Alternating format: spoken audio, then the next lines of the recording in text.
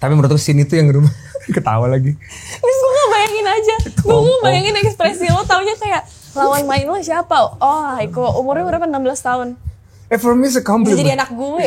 Sering terjadi. Jadi kalau misalnya kalian lihat ya, waktu dulu setiap kali kalau misalnya ada yang misalnya caught on video, pastilah caught on kamera, gue mukanya udah kayak gini.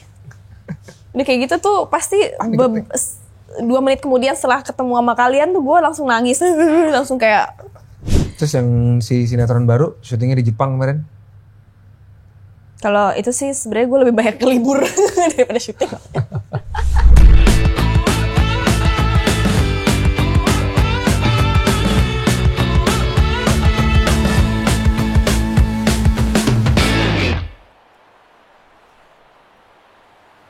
I see like yang bikin aku bisa cope with it. I see the bright side of it.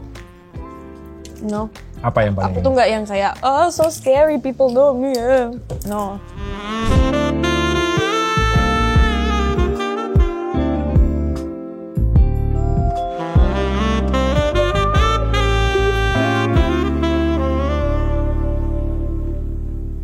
Here we are. Gengs, akhirnya. Ini video yang sebenarnya mungkin dari pertama kali gue bikin YouTube, itu orang semua udah nanya. Pertama kali bikin ngobrol-ngobrol, waktu itu bikin sama Misha, bikin sama Eva, apa segala macam, semuanya tuh nanya. Suruh bikin sama lu. Tapi waktu itu lagi syuting, emang gue juga gak mau ganggu. Harusnya berdua sih, pengennya bertiga waktu itu, tapi ya udah baik. Bertiga sama siapa ha? Pokoknya ini video, kita ngobrol aja. Kalau gak suka lo boleh edit.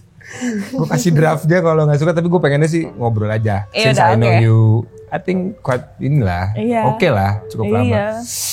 You probably, what is it that you don't know about me? Lumayan tahu sih, terutama awal-awal ya. Ketemu Haiko pertama-tama tuh 2018, 2019 ya. 2019. Masih ingat nggak pertama kali ketemu gue di mana? Nggak ya? Nggak, gimana ya? Syuting Cinta Suci waktu Cinta itu. Suci tahu, cuman ketemunya waktu di ruang makeup di bawah, gue udah denger siapa aja yang main. Biasanya kalau kita masuk tempat syuting kan langsung nanya tuh, tempat ini, tempat itu gitu kan. Ini tempat siapa? Ada tempatnya Haiko. Tell sih. Habis itu kamu datang masuk. Oh ini Haiko ya, halo. Katanya umur 18, kenapa orangnya gede amat ya kayak? No, I was 16. 16 or 17 ya? 16 bener. 16? Enggak, gue ketemu Benny pas gue 16. Iya. No, I remember waktu itu kalian lagi pegang skenario. Oh iya, lagi baca. Kacamata Yuda. Kacamatanya Mas Yuda. Tapi gue harus akuin sih, waktu itu masuk Cinta Suci pertama kali kan gue karakternya Yuda, terus dipasanginnya sama Ibel. Ya udah pasti susah lah sama Suci. Ini buat yang penonton Cinta Suci ya, sekalian kita nostalgia dikit. Terus this is not gonna work sih, namanya mereka udah punya fans sama Amar, gue masuk di situ tokoh kita pasti hilang. Oh awalnya harusnya sama Ibel. Harusnya masuk pertama tuh diplotnya ke Ibel dulu, ke tokoh Suci. Tapi gue udah tahu begitu masuk kita di tengah langsung diplotting ke tokoh utama yang udah punya fanbase sama pasangannya, susah lah untuk kita swoop in lah gitu. Terus nggak tahu kenapa tiba-tiba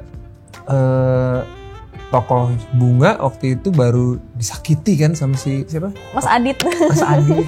Aduh Mas Adit. Aku mulai baca tuh banyak kayak orang-orang bilang nih Yuda sama Bunga. Akhirnya muncullah satu scene itu. Satu scene yang kita tabrakan. Yang menabrak mobil itu. Karena fans tuh penontonnya waktu itu banyak yang bilang kenapa nggak bareng aja. Tapi aku baca, wah ini sama dia nih. Umurnya 16 tahun. Nah ya gimana perasaannya? Waktu lo tahu umur gue 38. 30 berapa ya?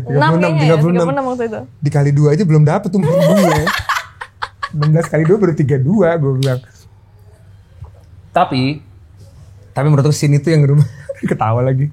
Terus gue gak bayangin aja. Gue bayangin ekspresi lo taunya kayak lawan main lo siapa? Oh Haiko, umurnya berapa? 16 tahun. For me it's a compliment. Bisa jadi anak gue. Tapi buat gue itu komplimen. Itu komplimen terbesar yang pernah aku dapatkan. Komplimen buat lo berarti bukan komplimen gue. Bukan, sama om-om, gue berarti masih kayak anak 16 tahun. Iya, berarti gitu gue mukanya tua ya. Gue sama Georgina Abraham masih sama lah berarti ya umur. Level-levelan mudanya. Tapi enggak, ketemu sama Haiko waktu itu lo masih inget gak? Aduh gimana ya, kan biasanya ya kita kalau misalkan pasangan sama yang umurnya maksudnya masih baru banget apa segala macam, ketertarikannya akan syuting dan lain-lain tuh apa ya, tipis lah gitu maksudnya. terutama sinetron. Nah ini ya kritik juga sih. Ya gue agak takut kalau terlalu bawel. Terus gue bilang, inget gak gue nyamperin lo, Haiko, iya, ini gue bakalan bawel banget loh, inget gak? Remember that? Remember. Aku bakalan bawel banget loh mas skenario. Oh ya gak apa-apa, aku ikut aja, kamu ngomong gitu. Terus udah akhirnya aku coba beberapa kali read. It turns out, itu menurut aku sih salah satu tokoh yang aku suka banget, si Yuda itu. Bertemu dengan si Bunga dan kamu, ini sebelum kita mulai gue banyak puji-puji lo gak apa ya, karena di angkatan lo sekarang, you one of the one yang akhirnya muncul kan. Yeah. That's quality sih menurut aku. Thank you. Tapi ada yang beda loh. Saat itu menurut kamu tuh kamu gifted untuk acting. Maksudnya nggak ada teknik, nggak ada pola, nggak ada teori. It just natural kamu aja gitu ngebawain skenario. Tapi orang suka gitu. Masih ingat gak sih state kamu di Cinta Suci waktu itu tuh kayak apa? Maksudnya pikirannya lagi mikirin apa, terus My mental state. Iya, your mental state saat Not itu good. Not good. Apa yang paling berat waktu itu? Masih ingat ya? I think most of all it's because like I'm new to it, you know. Dunia entertain waktu itu. I'm still not used to it. Jadi kayak masih, it's not easy ya. Kayak it's a new lingkungan yang baru, kebiasaan yang baru, ketemu orang-orang baru, itu ngaruh banget sih waktu itu. Yang dibilang baru tuh peralihan dari Haiko yang bener-bener anak SMA sama syuting itu transisinya kayak apa sih? Gue tahu sih ceritanya, cuma mungkin orang ada yang tahu nggak? Ya biasanya kan kalau misalnya transisi dari, let's say ya, dari anak kecil mau jadi orang dewasa, kan biasanya gini. Kalau gue gini.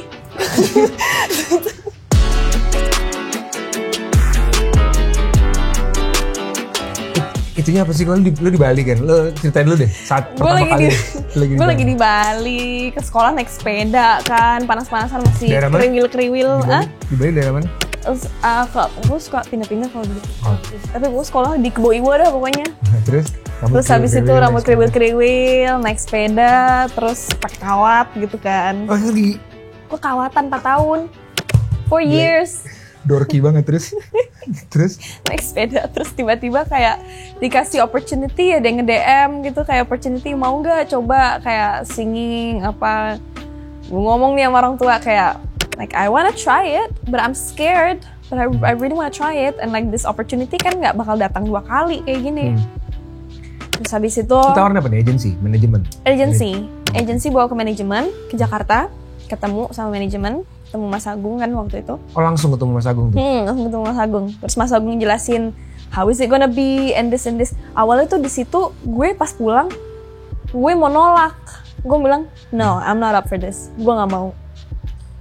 Tapi itu udah posisinya ngomong sama orang tua, ngomong sama Mas Agung, terus berangkat ke Jakarta khusus untuk ketemu itu. Dan setelah itu gue mikir kayak gue nggak mau sih. Karena?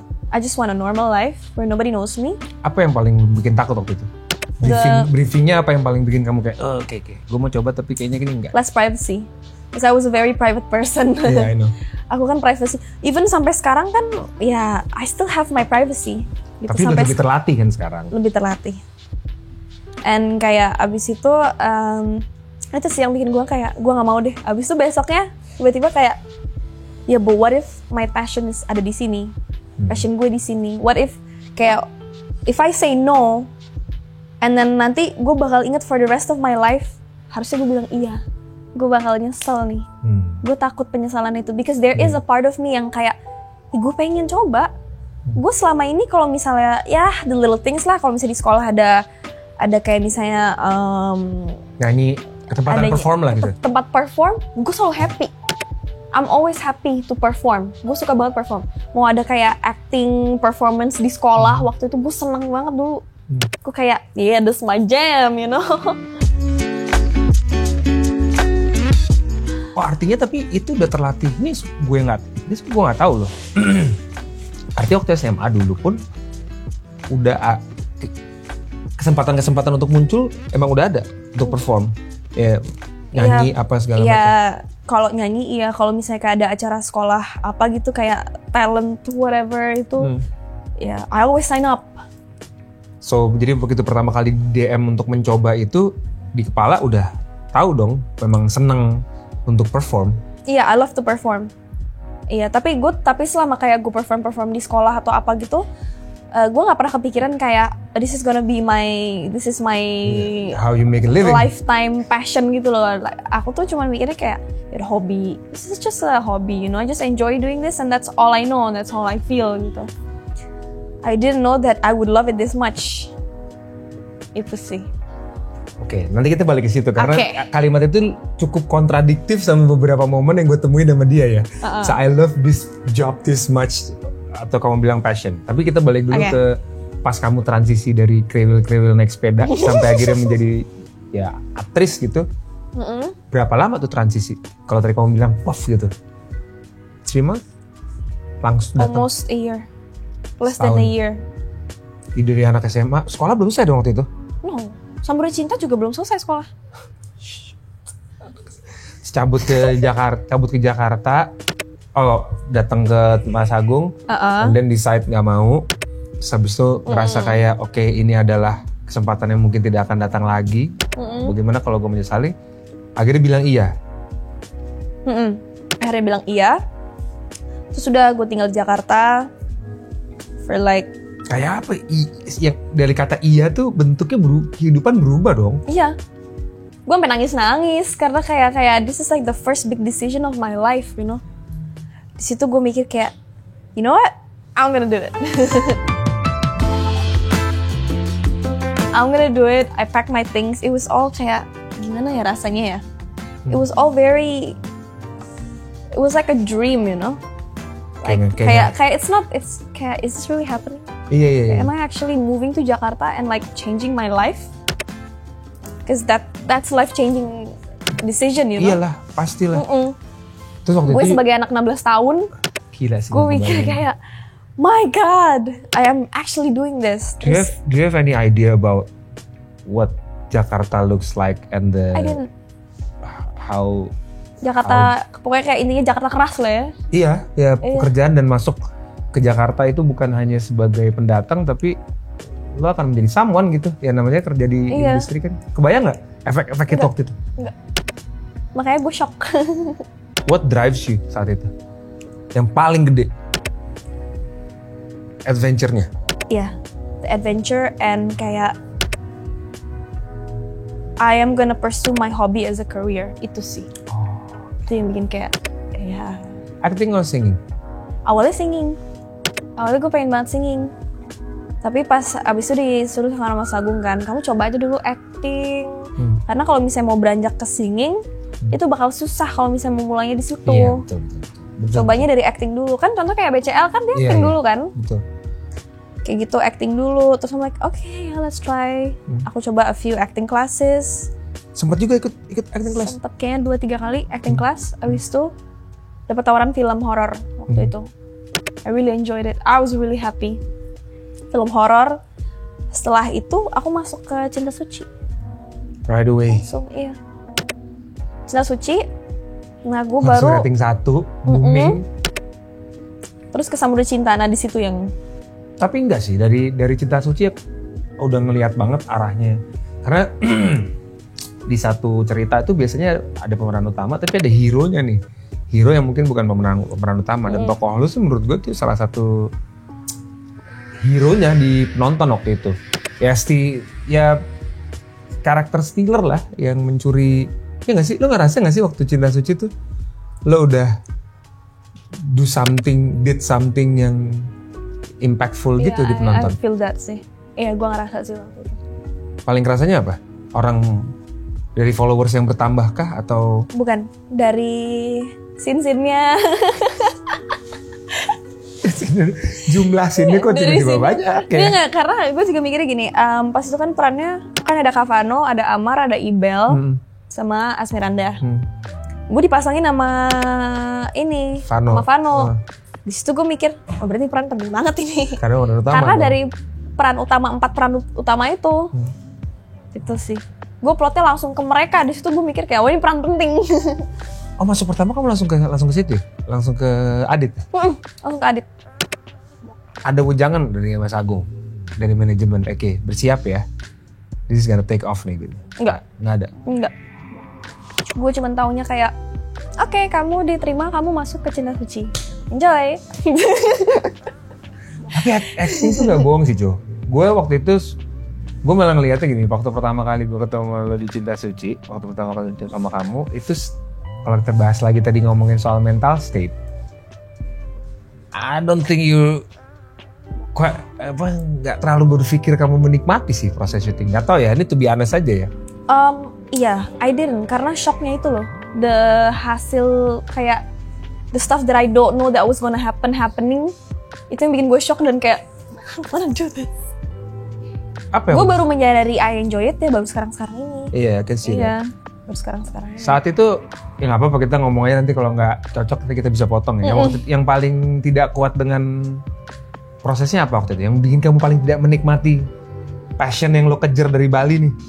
Apa? The drama, the politik, the atensi, atau the attention. Attention produksi yang lumayan berat bebannya ke tokohmu, atau atensi media? Media sih. Media itu ya. Saat itu udah mulai Cinta Suci, ini kita belum ngomongin Samudra Cinta nih. Iya. Udah ada cover, interview, apa segala macam, fans minta tanda tangan. Iya. Sudah, dan itu shock sih gue waktu itu kayak, my God, I'm not ready for this. Ada momen-momen yang bikin kamu shock gak? Misalkan tiba-tiba emang disamperin sama orang banyak untuk foto dan tanda tangan. Iya, masih ingat gak di mana? Itu pas di Cinta Suci. Karena kan sebelum COVID kan fans boleh masuk kan ke lokasi syuting. Dan gue selalu kabur. Parah. Dulu, karena gue takut. Coba nih sekalian ngomong nih ya buat orang. Nih apa yang fans suka salah tentang Heiko van der Veken pada saat bertemu? Ih, sombong banget gitu, sombong banget. Kok nggak mau nyapa fansnya? Kok kabur? Kok kabur sih? Kok kayak nggak mau foto atau apa? Tapi sebenarnya kenapa gue kayak gitu tuh bukan karena kayak go away, I don't like you, lo nggak penting, bukan karena gitu. Karena itu sesuatu hal yang baru yang buat gue, dan saat itu mindset gue adalah gue takut rame-rame orang nyamperin gue. Tuh dengerin. Dan satu lagi, sampai sekarang orang tuh pada mikir kayak, hai kok katanya takut keramaian, kok kalau misalnya tempat ramai kok kayak biasa aja. Itu hal yang beda. Keramaian yang yang tidak tertuju ke aku, crowded place. Tapi mereka tuh attentionnya bukan ke gue, itu gue gak masalah. Kalau misalnya crowded tapi semuanya ke gue, itu. Apa sih rasanya? Hal terburuk, yang paling terburuk bisa terjadi apa? Yang pernah terjadi atau mungkin pada saat panic attack. Dan itu terjadi ya. Sering terjadi. Jadi kalau misalnya kalian lihat ya, waktu dulu setiap kali kalau misalnya ada yang misalnya caught on video, pastilah caught on kamera, gue mukanya udah kayak gini. Udah kayak gitu tuh pasti 2 menit kemudian setelah ketemu sama kalian tuh gue langsung nangis, langsung shaking. Jadi itu reaksi fisikal yang real, bukan cuma di pikiran doang. Panic attack tuh kayak apa sih? Sesek ya? Bisa sejauh apa sih? Sebenarnya itu bukan panic attack, kayaknya kayak anxiety attack. Bentuknya apa? Physical reactionnya apa? Gemeteran, nafasnya kayak buru-buru. Tiba-tiba nafasnya buru-buru. Bisa nggak teratur gitu? Kunang-kunang. Pokoknya kayak gimana ya? Orang sakit aja udah. Kayak semuanya kayak echoing, suara yang deket tuh jadi jauh. Iya. Suara-suara kayak gini-gini tuh kayak jauh. Langsung kayak terasa jauh banget. Keringetan. Keringetan kayaknya enggak sih. Ada pada saat panic attack itu bisa kayak aware terus habis itu. Badan rasanya panas, terus kayak kesemutan. Gue masih inget tangan gue, kalau misalnya gue panic attack itu pasti tangan gue sampai sini kesemutan. Bisa parah banget ya? Iya. Tapi jadi masalah nggak buat kamu? Seberapa sering frekuensinya? Atau dulu sering, sekarang enggak? Atau mungkin sekarang jauh lebih baik? Atau masih ada juga? Sekarang udah enggak sih, thank God. Terakhir kali gue anxiety attack, I think a year ago. Nggak terlalu jauh dong. A year ago, tapi... Ininya apa? Triggernya apa? Biasanya karena kecapean.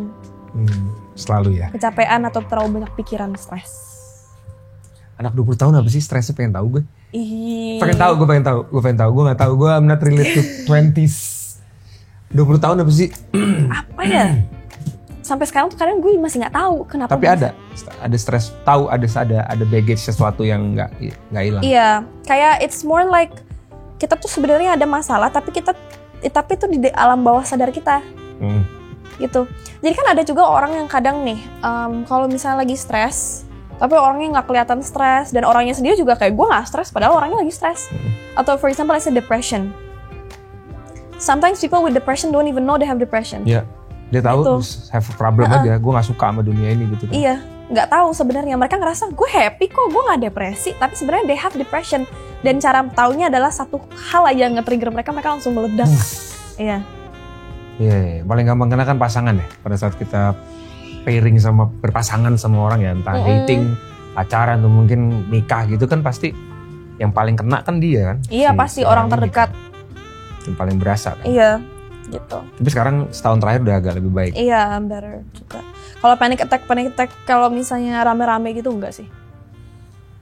Pernah ada satu hari ya, di mana kita ketemu syuting. Nggak apa, gue ceritain aja deh. Kita mau syuting, tiba-tiba gue bisa melihat Haiko itu yang sekarang sama yang dulu. Oke, by the way, congratulations on your career ya. Sekarang karir kamu take off banget. Aku juga mau ngobrol tuh mulai dari mana aja bingung.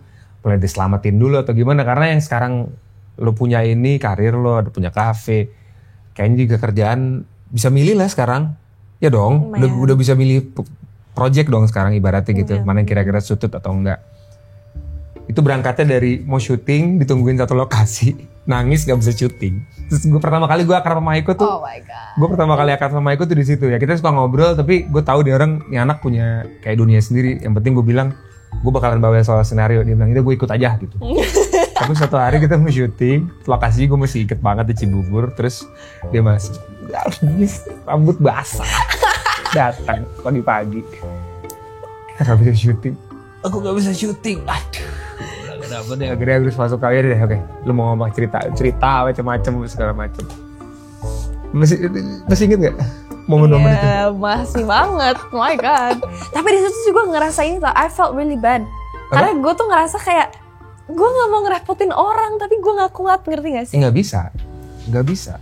Karena tapi bagus tuh. Tapi ada orang yang akhirnya memilih untuk tidak melakukan itu demi menyenangkan orang lain. Ada orang yang kalau gue mungkin sama lo yang lebih berat di gue pasti gue nggak boleh. Tapi dalamnya hancur banget. It's good though kita memikirkan. Kamu memikirkan ya udah gue nggak sanggup. Gitu. Well sekarang sih gue juga masih of course masih ada rasa-rasa kalau misalnya ketika lagi kerja lagi syuting gue ngerasa hancur banget nih di dalam. Tapi gue udah bisa kontrol, ngerti gak sih kayak kalau di set gue kayak kalau misalnya udah oke, bye everyone. Gue udah bisa kontrol itu.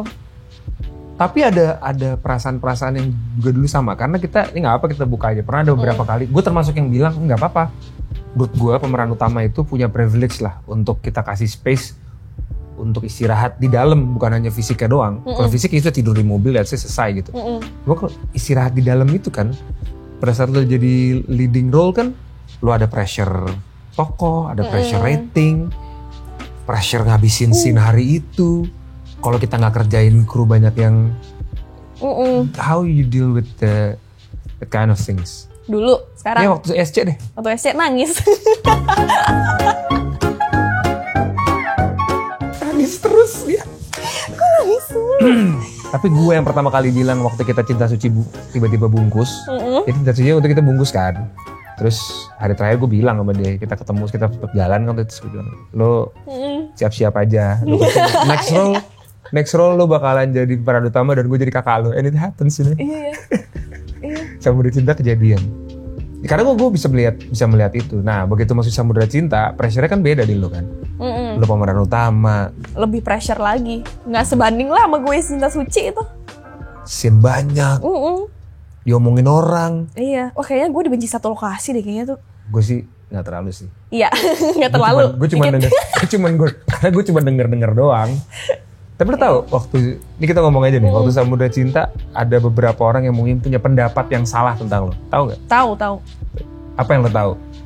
Nggak, ini buat orang yang nonton, gimana rasanya terlibat dalam suatu pekerjaan, syuting berhari-hari, bahkan kadang kita lebih sering ketemu teman syuting dibanding keluarga. But you know, a lot of people mungkin pointing at you or something gitu. Itu sebenarnya juga ngaruh ke how I was waktu itu. Itu ngaruh ke gimana kayak gue masih stres tiap hari, itu ngaruh. Gue tahu apa yang orang-orang omongin sekitar gue. Apa yang paling kalimat self talk lo yang gue tahu orang akan ngomongin gue ini gitu? I'm not gonna say it, cuman kayak hal-hal yang sebenarnya gue tuh nggak kayak gitu loh, gue tuh nggak kayak gitu. Cuman I can understand juga sekarang tuh gue bisa ngerti dari perspektif mereka kenapa mereka mikir kayak gitu soal gue. That's good. Gue bisa ngerti karena they don't know what's going on di dalam inside and it's not their problem. Keren. It's not their problem. Dan lo memahami itu. Gue memahami itu sekarang. Ibaratnya lo membolehkan orang untuk membenci lo, gak apa-apa deh lo punya pendapat salah sama gue. Nah di saat itu gue mikirnya beda. Di saat itu gue mikirnya lo kenapa gak ngertiin gue sih orang-orang ini gitu loh. Tapi sekarang gue baru menyadari kayak oke, misalnya nih gue mau masuk ke set dan gue lagi ngerasa aduh gue mau breakdown, gue mau ini, aduh gue you know what, gue lagi gak pengen kayak senyum-senyum ke orang because ya I don't feel good. Tapi di saat gue ngerasa kayak gitu gue langsung mikir ya tapi orang-orang ini gak peduli apa yang lo rasain. Dan mereka gak ada hak untuk peduli juga. Gak ada kewajiban. Gak ada kewajiban untuk peduli juga. Mereka di sini cuma mau kerja. Sini mereka selesai. Iya, lo jangan ngebebanin orang sama masalah lo. Lo mau ngeluarin semua isi hati semua yang lo rasain ke orang-orang terdekat aja yang peduli dan yang sayang sama lo, orang-orang terdekat aja. Kalau mereka yang tahu, it's okay because they'll be there for you. But these people, mereka nggak ada kewajiban. Kita semua di sini mau kerja. That's why gue mikir ya udah, gue ke set, gue happy, gue nggak mau nunjukin apa yang gue rasain gitu loh ke mereka karena kayak nggak perlu, it's not necessary. Ada saatnya dimana nanti kalau misalnya setelah ini selesai, lo mau nangis sejadi-jadinya nggak apa-apa, tapi selesaiin dulu.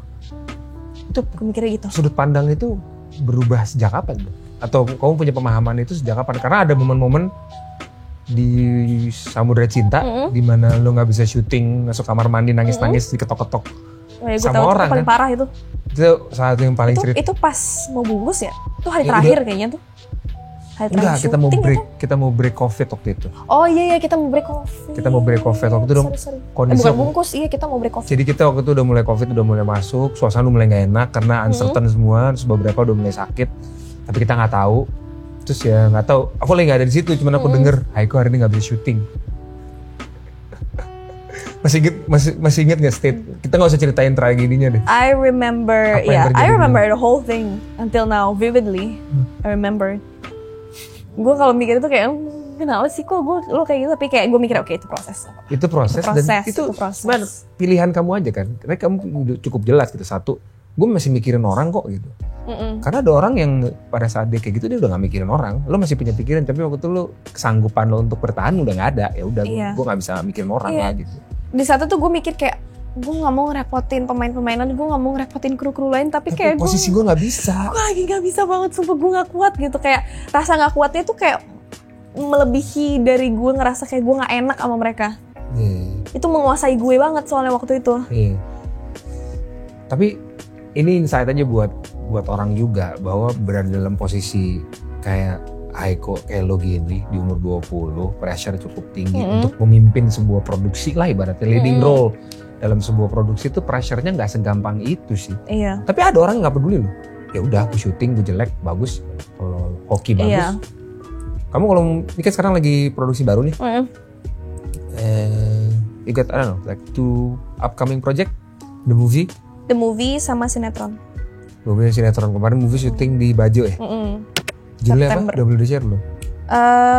Nggak tahu, udah boleh di-share belum ya judulnya? Pokoknya film lah. Ya, film di Labuan Bajo. So how is it? Transisi dari sinetron yang daily dan hahaha. It's nice, it's a new challenge sih. Challenge yang baru loh. I love it. I really love it. Acting. Tapi tadi kita ngobrol sebelumnya di luar, terus aku bilang, gue pengen memperbaiki acting gue nih. Itu gue cukup kaget loh. Karena banyak orang, gue sempat bilang sama yang lain waktu itu. Dia bilang Haiko nih angkatannya menurut gue dia yang paling asal. Satu, bukan dia belajar, tapi dia mau lo punya keinginan untuk memperbaiki apa ya, meningkatkan kemampuan lo lah gitu. Karena menurut gue lo diasah sih bisa jadi banget. Iya, karena gue juga kayak misalnya pas di film kemarin gue bener-bener kayak I take the steps very slow supaya kayak bisa ada workshop kayak gitu-gitu kan? Ada. Apa yang paling beda film sama sinetron menurut lo? Yang beda adalah di situ kita lebih di-prepare untuk mengenal karakter kita. Itu sih. Lebih di-prepare. Jadi setiap scene tuh kayak lebih kayak gimana ya? pelan, masuknya lebih pelan. Pokoknya ngerjainnya. kayak setiap scene tuh dijelasin ini tuh kayak gini-gini, kayak the whole semua lapis-lapisan dalam satu scene itu tuh bener-bener Iya dibahas banget breakdown. setiap detail di breakdown itu sih. Did you find that's enjoyment or That's very enjoying. Yeah. the proses kesulitan syuting? Challenging, ada rasa takut juga pasti, takut gagal gitu. Itu masih ada ya? Masih ada. Terus yang si sinetron baru syutingnya di Jepang kemarin? Kalau itu sih sebenarnya gue lebih banyak libur daripada syuting. Tapi pas syuting Jakarta udah lebih ini. Tapi sini gue juga ngerasa kayak yang dulunya gue sering banget pakai gliserin kalau nangis. Ya kan kalau bisa nangis berapa kali kita juga take adegan nangis mulu. Wah, kayak apa sih best lah. Timpal-timpalan tuh. Ada 2 scene yang gue inget sih waktu Samudra Cinta tuh yang tokoh si Novannya ketahuan lagi main sama cewek. Oh iya.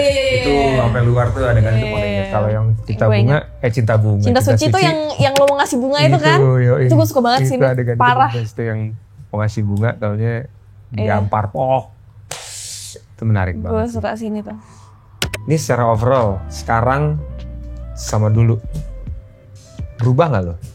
Dari si kriwil sepeda sama Berubah banget. Haiko VDV, aktris terngetop SCTV Award dan lain-lain dan semua achievement yang sekarang kamu Berubah Berubah? banget.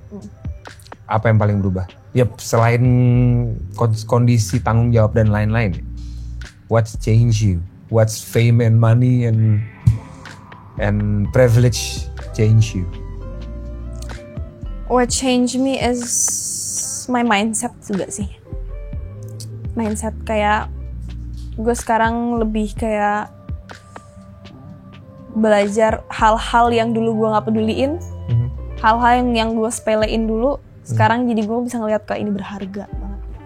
Apa tuh? Kayak gitu-gitu. Like the people around me, my family. Juga gue dari masuk entertainment gue juga belajar. Family, gue bersyukur banget with my family. Gue ngerasa, berharga banget emang keluarga.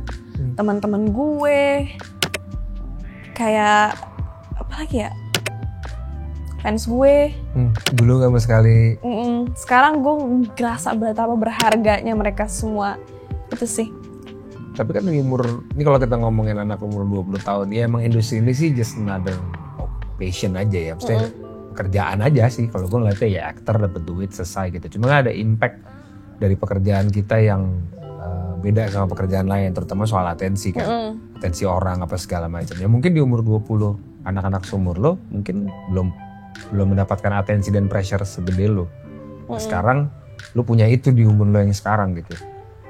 Ada yang hilang gak? Ada yang lo rasa hilang gak di umur 20 yang sekarang yang harusnya mungkin kayak gue harusnya punya ini nih gitu. Time mungkin atau apa? Iya sih, my childhood process. Itu sih, iya itu. Karena kan yang kayak gue bilang tadi dari sini langsung sok. Iya. Jadi kayak momen-momen anak-anak gue itu kayak agak hilang dikit sih. My growing up process gitu loh. Perasa keberhutang gak itu harus kembalikan? Utang dikit sih, lumayan. Iya, gue masih ngerasa sih sebenarnya ya. Gue masih ada momen-momen dimana kayak gue pengen main doang. Pengen senang aja. Pengen senang-senang aja, gue gak mau bertanggung jawab dulu gitu. Tapi kayak di sisi lain gue harus bertanggung jawab, tapi kayak gue gak mau. Dan kayak ada hari-hari dimana gue ngerasa kayak gitu. Ada gitu juga? Ada. Tapi ada satu lagi di usia 20 tahun kan yang paling berasa kan someone special kan pasti. Seseorang yang ada di, ya namanya masa muda paling nikmatin kan percintaan kan. How do you enjoy your romance process? Ini secara general dulu nih. Secara general, my romance process I don't really want to be kayak terlalu fokus on like kayak terlalu serius sekarang. Terlalu serius gue mau cari orang yang gue nikahin gitu. Enggak. Tapi pernah punya pikiran itu? Pernah. Di usia lo sebelumnya? Di usia belasan? Iya. Rangga Azov, what do you think about him? As a, I don't know, as a person, as a professional, as an actor, as a friend, as a... Orang yang sangat dewasa sih. Dia dewasa sih orangnya. Dewasa banget.